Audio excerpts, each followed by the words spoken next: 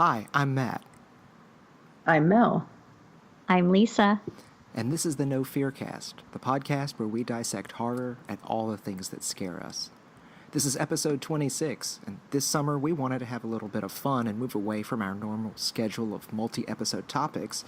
So sit back, relax, and enjoy as we jump into a little summer sci-fi with adaptations of Ray Bradbury's works. This is the No Fear Podcast. We know what scares you. All right. Today, as Matt mentioned earlier in our introduction, we're going to be talking about some Ray Bradbury or film adaptations or adaptations of Ray Bradbury's work. Now, we want to give a little disclaimer at the beginning that we know that Ray Bradbury is a major figure in fantasy, science fiction, horror, and we love his stuff, and he was extremely prolific. And his work often got adapted to TV and film, whether he was writing the script or not. But since we have the looser format this summer, and we've been talking about movies, books and movies like Day of the Triffids, and we talked about Plan 9 from Outer Space, we thought it might be nice to begin a discussion of Ray Bradbury through his adaptations, particularly Something Wicked This Way Comes. But we're going to reserve the right to talk about his work again in the future, in future episodes, possibly. So don't worry if you like Bradbury. This isn't all we're ever going to say on him. But before we get into our discussion, I'm going to give just a little bit of background about him, just in case there are people out there who want to know a little bit more about what he's written. Now, he lived from 1920 to 2012. Obviously, as I said before, he was an author, and he also did some adaptations of his work to plays, TV, and movies. He wrote in a wide variety of genres. I'm not sure. I would say he's probably best known for Fahrenheit 451, which was published in 1953. I had to read that in school. I'm sure a lot of people did. It was also adapted into a movie, and I believe there are plans in the works right now, actually, to do a TV movie or a miniseries of some sort on it. So that's going to be getting an update. He's also pretty well known for The Martian Chronicles, The Illustrated Man. He also wrote Dandelion Wine, which was a precursor to Something Wicked This Way Comes. And he's probably best known for his short stories that he published starting in Weird Tales. If you're interested in some of those from the 40s and early 50s, you can get those in his collection October Country, which I think I talked about in our Halloween episode. But I think Something Wicked This Way Comes is probably pretty popular in his work as well. And he influenced a lot of people. In particular, Stephen King, I believe, talks about Something Wicked in Dance Macabre. And Neil Gaiman has written articles, one in The Guardian when Bradbury passed away, about Bradbury's influence on him. With that said, let's go ahead and talk a little bit about Something Wicked This Way Comes, which was a book that was published in 1962 but came out on film in 1983. Lisa, what would you like to say about Something Wicked? Oh, I have so much to say. Would it have something to do with spiders? All right. So as a child in school, I do not remember reading any Ray Bradbury. I knew of him. For some reason, we never read Fahrenheit 451, but I was familiar with his work through movie adaptations, and one in particular was Something Wicked This Way Comes. Now, I think there was also a 1972 version, which I haven't seen. I don't know what it is, but that's what IMDb told me. But we're talking about, as you mentioned, Mel, the 1983 Something Wicked This Way Comes, directed by Jack Clayton, starring Jason Robards, who, by the way, is fantastic in the film. But this was a Walt Disney production. And I am almost positive I saw this on the Disney Channel. It is classified as dark fantasy. And whenever I see those words together, dark fantasy, to me, that is always a clue that it's really horror, and they just don't want to call it horror. And this movie is a perfect example of that. And for some reason, it was marketed to children, I guess, because children are the protagonists, 13-year-old best friends. If you haven't seen the movie or read the book, just let me back up a little bit and tell you what it's about. First of all, it's a great October movie because it takes place right around Halloween. And there's this great opening monologue about the changing of the seasons and the crisp air and the pumpkins. And I can see how it would be a favorite movie, to put on around that time period. But it's about these two friends, Jim Nightshade and William Halloway.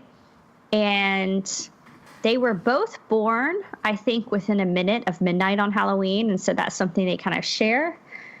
But on this particular Halloween season, they encounter a mysterious traveling carnival that has taken up residence in their small town. It's one of these kind of small town stories, and the carnival is run by a man named Mr. Dark, and he's got all these strange sideshows, and in particular this like a hall of mirrors. And as you can imagine, a mysterious carnival run by someone named Mr. Dark. The boys know right away that it's not a normal carnival. And you can tell from the title of the movie, Something Wicked This Way Comes, that it's not exactly a nice carnival. And there are shades of, you can see how a movie or a book like It came after, because it's very much a children trying to overcome an evil at the same time that it's a coming of age story. So that's just kind of a general overview. But this is my problem with the movie. As I said, it was a Disney production. It was marketed, at least in part, towards children. I thought it was a children's movie. And there is a part of the movie where spiders are literally coming out of cracks in the ceiling. Big spiders. And this was the only thing I remembered about the movie as a child. I'm pretty sure at that point I just shut down. I don't remember the rest of the movie. And I was telling Mel before we recorded this that I actually had to go back and watch the movie to make sure that I hadn't imagined it, or I didn't see another movie by mistake. But that scene is definitely there. That scene is definitely still terrifying. And at the end of the credits, it definitely still says Walt Disney. So, yeah, that's my personal experience with Ray Bradbury as a child. I don't know what else I can say. There are just so many spiders in that scene, and it goes on and on. I think that a mistake that a lot of parents make, or especially made in the 80s and 90s, was assuming that because the name Disney was on it, that it was completely kid-friendly, just like all the animated movies. And they're non-animated movies sometimes. I mean, they were kid-friendly, but if you were younger, they not always gonna... They weren't always appropriate for 3, 4, 5-year-olds. It's kind of what I guess I'm saying. Much like how I remember watching The Never-Ending Story as a child, very young child. Not a Disney movie, but yeah, the certain scenes in that, if you're a kid of the 80s, you remember when you saw them and how terrifying they were. So, yeah, Disney, unfortunately, not always kid-friendly with their live-action stuff. That is an understatement. But yeah, I think the point is, and again, I just want to make sure we hit this point. There are a lot of spiders. A lot. Yeah, I mean, when you have so many spiders that it's possible that just the weight of all of them is breaking open the ceiling so that they can fall in, that's really disturbing. I mean, I know it's implied that the evil Dust Witch, who's Mr. Dark's sidekick, played by Pam Grier, is possibly also doing something to the ceiling because she's the one who causes them to experience this, which turns out to be a dream. But yeah, it's just they just keep falling out of the ceiling and more cracks come. And I would totally be like Will, who just basically covers himself up and shakes in a corner of the room. As opposed to Jim Nightshade, who's trying to smash the spiders. I would just go into my safe place and try to pretend it wasn't happening. Which may have been an exact portrait of what I did as a child when I saw that. I just went into a corner and kind of covered my head and was like, what am I watching? But even as an adult, it's jarring, I think.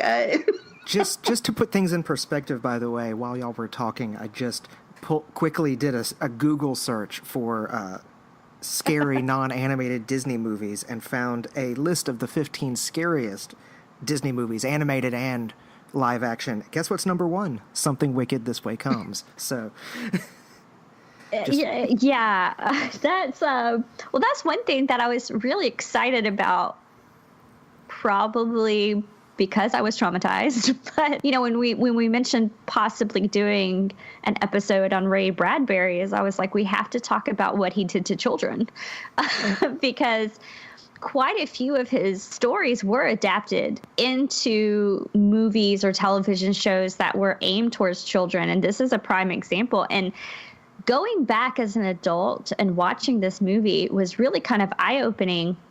Number one, I think I like it a whole lot more because it's not just about the spiders at this point. I could get past it knowing it was coming. But looking at how he dealt with character, and again, this is kind of horrifying as well, but I mentioned the Hall of Mirrors, forgot what he called it, a mirror maze in the carnival itself. And the movie shows several of the townspeople who we have gotten to know before the carnival go into this mirror maze.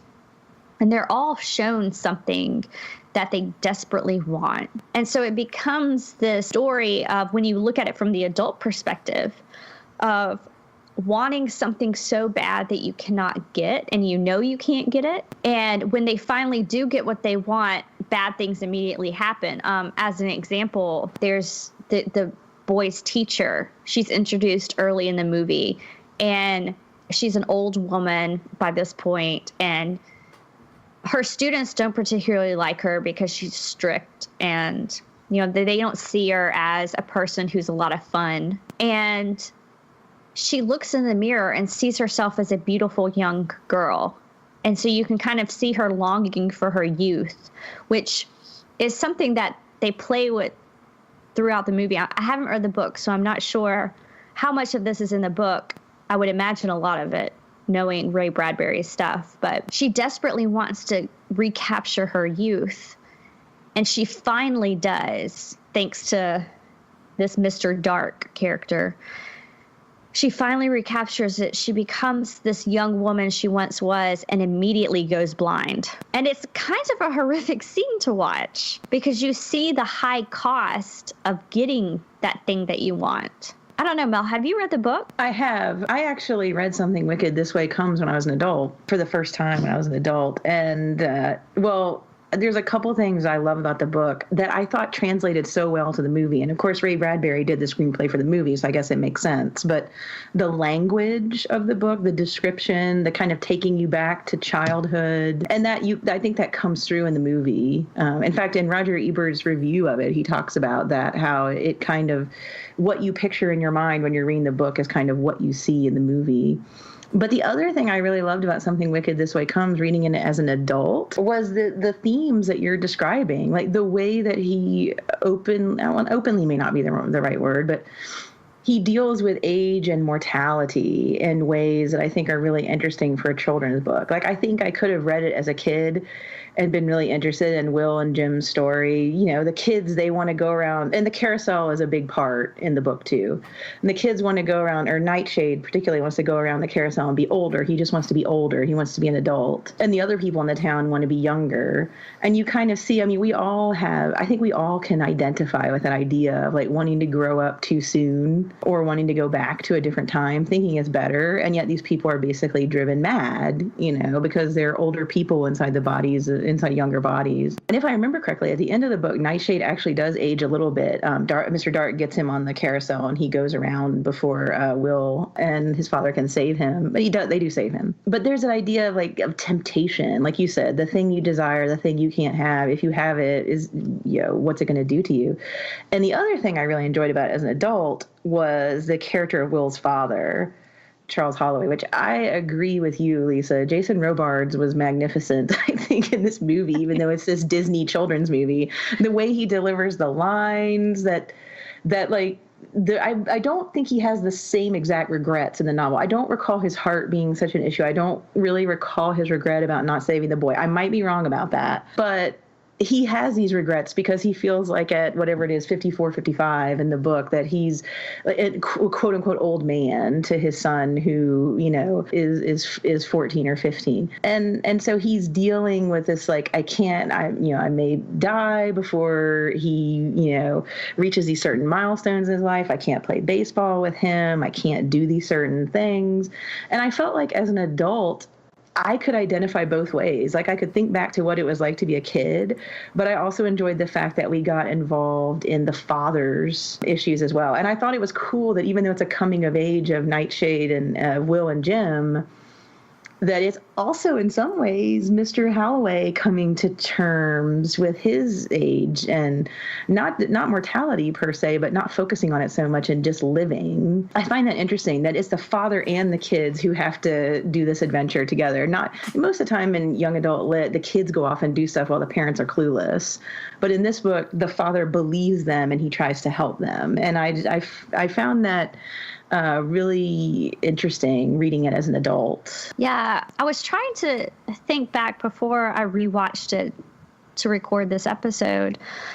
I was trying to think back of what I remembered about it besides the spider scene. And I remembered it being about young boys. And I almost kind of thought of Nightshade and Holloway as being almost a Tom Sawyer, Huck Finn type characters, with Nightshade wanting to go out and be adventurous, and he was willing to kind of, get into a little bit more trouble, and Holloway was always a little bit more reserved. And I definitely remembered it as that coming of age story.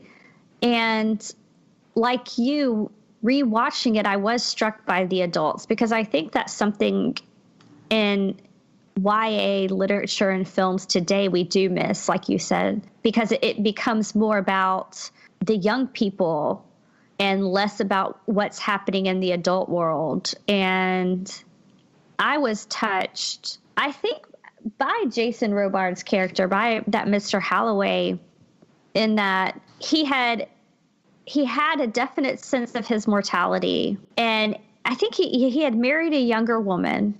And so there was that kind of, I don't want to call it an issue, but there was that age gap. And then, of course, that just further pushed his son away in his mind. And the movie, at least, as you said, played up the idea that his son was a little bit worried about his father's mortality, kind of being aware that his father was older than the other fathers. And I was really struck by that, because it was such a neat tension to play up of Nightshade, who was desperate to get a little bit older. He wanted to see the adult world. There was that one scene where he tries to sneak a peek at the dancing women, and they tell him to come back in 10 years. Mm-hmm. So there's this nice of, I want to grow up, and then the older people kind of wanting to recapture that youthful feeling. And when you even strip away the fantasy elements of the plot, those stories alone are intriguing and they pull you in. It reminds me of what my grandmother used to say to me all the time when I would say, like, oh, I wish I was a little bit older so I could do this. I wish I was a little bit older so I could do that. And she would say, don't wish your life away, which was kind of the theme that went throughout this movie. Yeah, I don't know. It did kind of elevate it above just a typical scary movie made for children. Like, if you just call this a Halloween movie or an October movie, I think you're missing out on a lot of it. And I think that's the beauty of Bradbury. Yeah, the father-son relationship was developed really beautifully, I think. Well, in the book and the movie. But, when I was rewatching the movie, Mr. Holloway says something to his son at one point about how he thinks his son resents him because he's older. And he's like, I didn't like my father much either, or something like that. And another time he says something about how his father didn't like him. And so you almost have him, it's not just the age, it's also like a parent trying to make a relationship with a child, trying to protect the child and make sure they're safe, but also allow the child to have their own space and do their own thing. And then, of course, you have Jim Nightshade, who is the in some ways like the foil to Will Holloway, living right next door. And he has a single mom which I think in the book, his father was abusive when he was there. In the movie, that's not said. It's just that he left, and Nightshade's always hoping he'll come back. But this idea of, Will in some ways has this father who's kind of tortured a little bit about his relationship with his father and how to be a father to Will, on top of that worry about his father's age. And then you have Nightshade, who desperately wants a relationship with a father figure and can't have it. And I think he also in some ways wants to be older to help his mom, to make ends meet and all that sort of thing, to be more responsible. And in the end, it's almost like in the movie, it's almost like a competition between the evil Mr. Dark and Charles Holloway over Jim Nightshade's soul. Like, Mr. Dark is like, I'll give you everything that you want, in this really horrible, disturbing, threatening way, of course. But he knows Nightshade's the risk taker. And then Charles Holloway is basically kind of coming in to rescue him. In the movie, I think, he runs into Jim Nightshade's mother, Holloway does, when he's going to the carnival to save Jim, and she's waiting there for someone because the Mr. Dark's trying to lure her in. And he basically tells her, like, go home. He goes in to save her son. He kind of takes over the father. He's like, your husband's never coming back. And then he goes in to try to get the kids. And there's just so, like you were saying, it's just some kid Halloween movie, but all the complexity, I think, of the Bradbury novel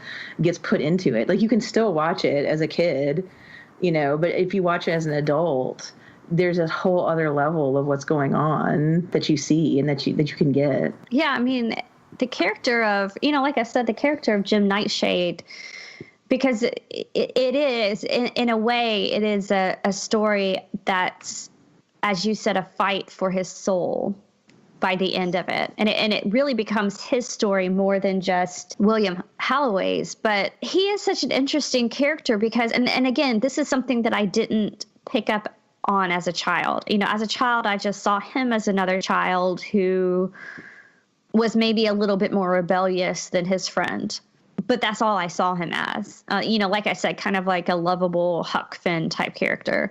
But even then, making that comparison, Huck Finn had a similar life story as far as, a father who he couldn't really rely on and didn't have that parental guidance. And Jim Nightshade is kind of the same thing. And I think back to one of those early scenes in the movie where he purchases the lightning rod for his house. And he goes in to get the money, and his mother calls down, and she's in bed. And, she says something along the lines of, oh, mommy's tired again. I can't come down, make your own dinner. There's food in the fridge, kind of a conversation they have. And he grabs money and goes and gets this lightning rod from a door-to-door salesman because he's convinced that his house won't be safe without this lightning rod. And so you kind of see him as that, in part, that child that doesn't quite have the parental guidance in the same way that William Holloway does. But at the same time, he's trying to grow up just enough so that he can be the adult taking care of things. And again, that was something that I completely missed when I watched it for the first time. And going back and rewatching it, I was really struck by that. Yeah, I would agree with that. That makes me really happy that Ray Bradbury was involved in bringing this adaptation to the screen, because I think it could have gone very badly and somebody else tried to take over it. But he was able to keep those nuances and keep them intact, and I'm glad for it. Yeah, and you definitely, while we're talking about this, people might be thinking, oh, is this really horror? I was about to say, I remind you of the spiders. Right. But I think the really cool thing about it is that he layers all this together, and it is. I mean, there are some really interesting kind of horror elements.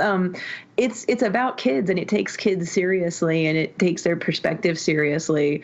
But there's some real threat from, Jonathan Pryce playing Mr. Dark, and the Dust Witch, who I referenced earlier, or even Mr. Cougar, who's kind of the bruiser who, takes care of opposition.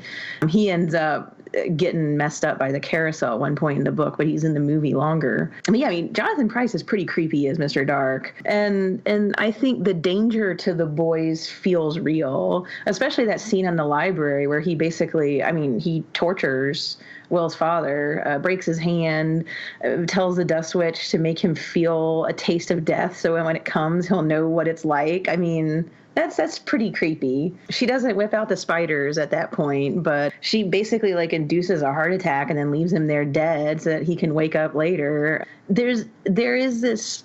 The movie, I guess, never goes too far for kids, but it's on that line, I guess. Like it believes that kids can be scared, if that makes sense. Like, it doesn't pull any punches in that way that I found really interesting. I mean, when Mr. Dark is doing the fake parade to search for the kids and they have to hide down in the sewer area, the drain, and when they realize everybody in the town's being slowly driven mad or picked off, and they, it's very dark and very intense. But at the same time, it doesn't seem to forget that the leads are kids, if that makes sense. It does. And I mean, we're calling this a children's movie. And I'm saying that because, I watched it on the Disney Channel as a child. But in looking at and doing research for this, I don't think the book was necessarily marketed for children. And I don't think the movie really was either. I think it was meant to be viewed, for adults. I don't know about that. That's just what I saw when I was researching. But yeah, you're right. As far as it being for kids, it doesn't show a whole lot of blood and gore. There's a little bit of blood, but he does not pull away from the horrific elements. As you said, you have a father who is struggling with growing older and his own mortality. And as you said, they bring him to the brink of almost death through they slow his heart. And the poor lightning rod salesman is electrocuted at one point, which I found pretty horrific on a rewatch. Even the teacher going blind. And I think, at least for me, the things that were so troubling and horrific about it, and that makes it pure horror and not just dark fantasy, is the way he manipulates these characters. Because it's not just like a slasher film where people are just being killed.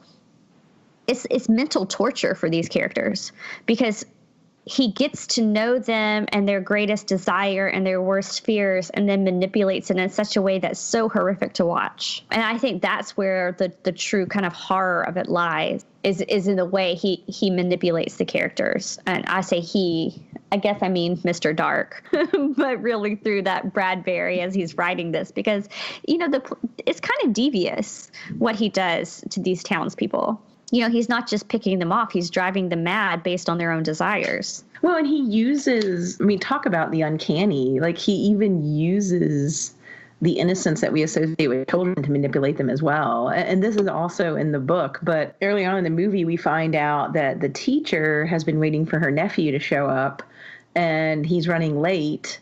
And Mr. Dark has Mr. Cougar ride the carousel backwards until he's a child and go pretend to be Robert. And so she has a child in her home, but it's actually Mr. Cougar.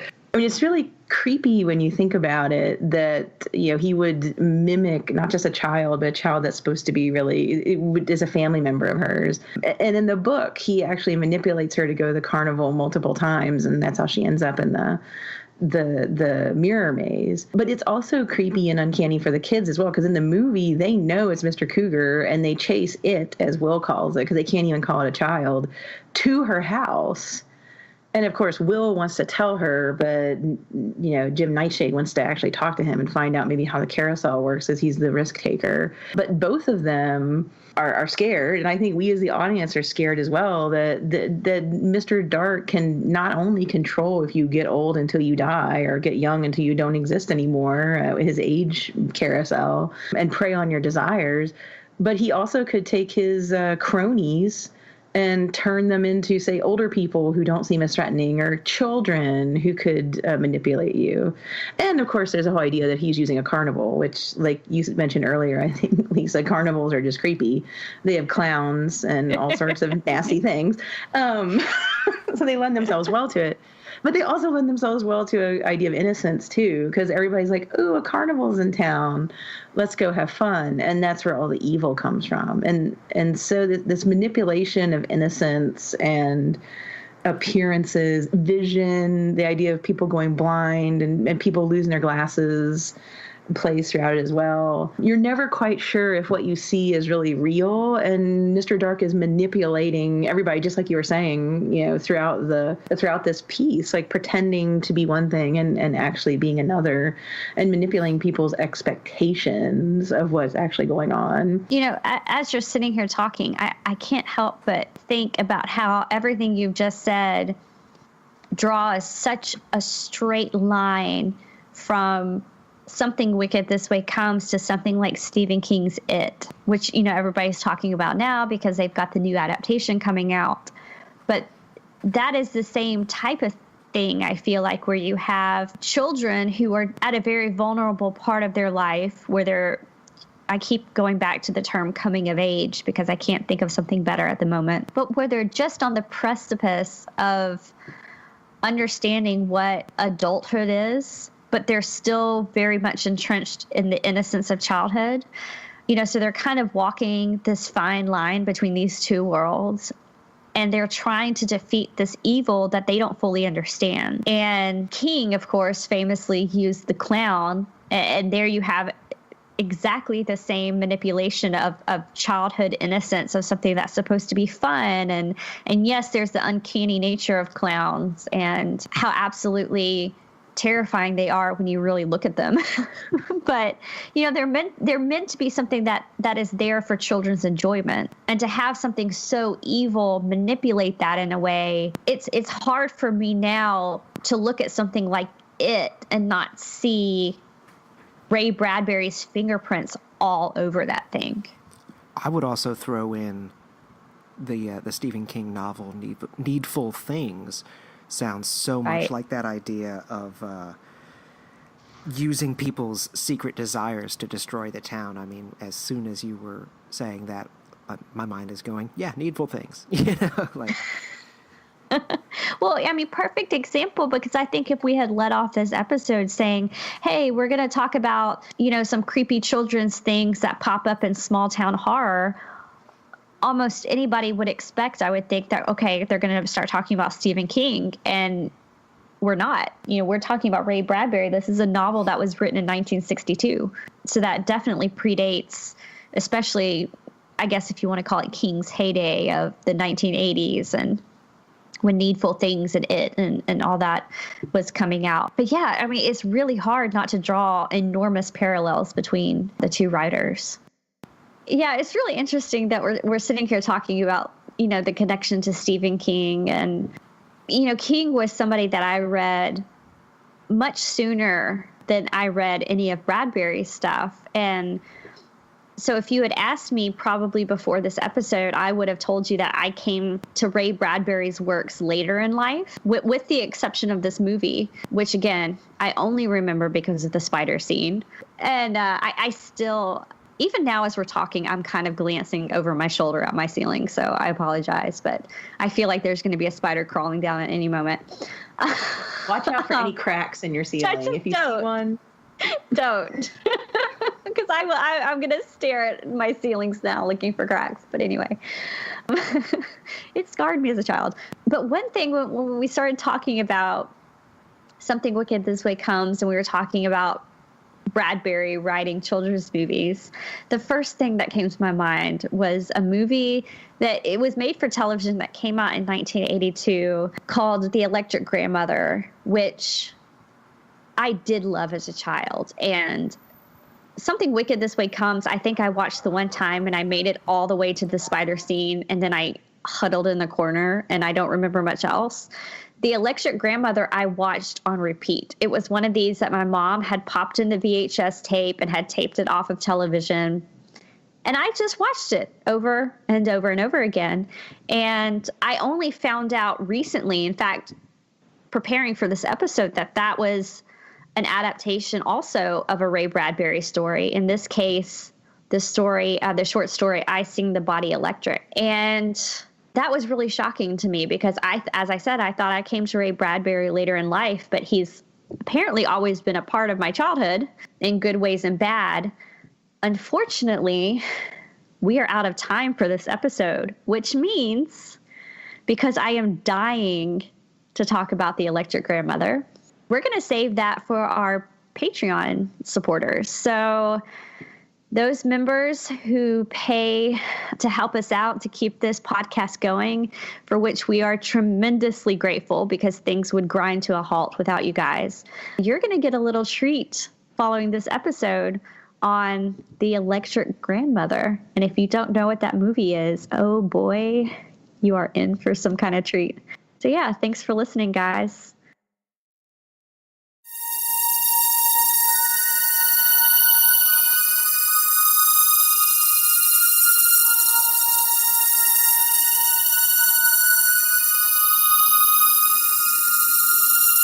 This is the No Fear Podcast. You can find us online at Twitter and Instagram at No Fear Cast. That's KNOW Fearcast.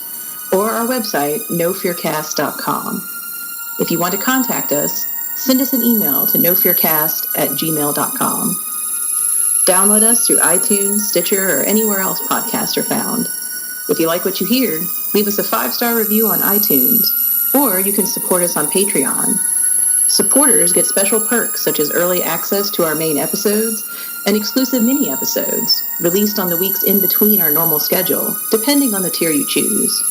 Even a little bit makes a big difference. The No Fear Cast. We know what scares you.